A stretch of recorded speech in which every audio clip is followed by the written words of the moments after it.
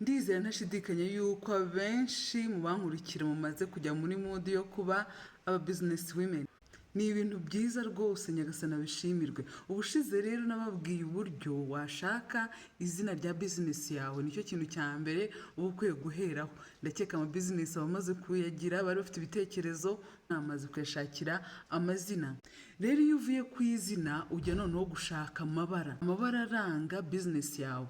Ni ukuvuga ngo nta business ihamye itagira amabara abantu bazakumenyeraho. Aya mabara ukaba ugomba kuyakoresha mu bikorwa byo kwiyamamaza, kandi aya mabara akaba asobanura uwo uri we. Rero mu gihe uri guhitamo ya mabara, wajya kuri interineti rwose ukagenda ureba ibisobanuro by'amabara atandukanye, wenda ugahitamo amabara 3, amabara 4, amabara 2, abantu bakajya bavuga ati aya mabara aranga kampani ya runaka. Ni ibintu byiza rwose bituma business